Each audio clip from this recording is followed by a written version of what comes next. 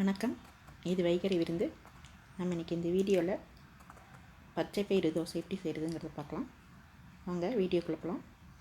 பச்சை பயிறு தோசை செய்யறதுக்கு தேவையான பொருட்கள்: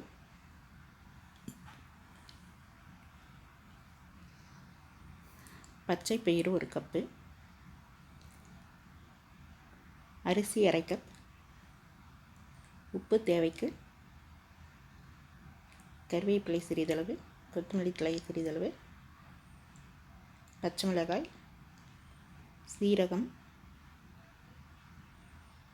சின்ன வெங்காயம், இஞ்சி.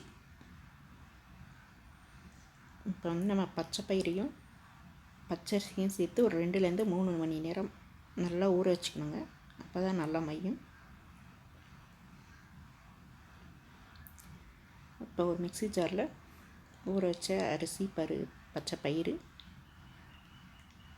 சீரகம், பச்சை மிளகாய்,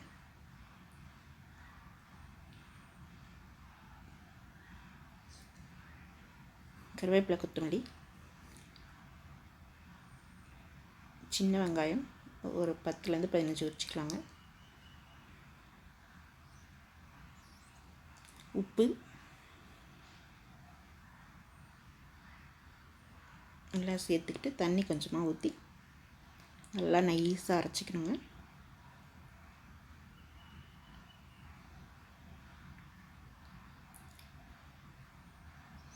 அரைச்சிட்டு இந்த பதத்தில் இருக்கணும். இந்த பக்குவத்தில் அரைச்சிக்கிட்டு தோசைக்கல்லில் ஊற்றிக்கலாங்க.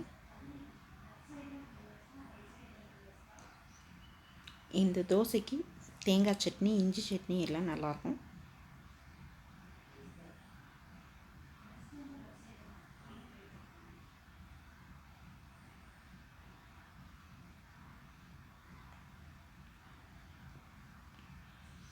உங்களுக்கு இந்த வீடியோ பிடிச்சிருந்தால் லைக் பண்ணுங்கள், ஷேர் பண்ணுங்கள், கமெண்ட் பண்ணுங்கள், சப்ஸ்கிரைப் பண்ணி பெல் பட்டனையும் அழுத்துங்க.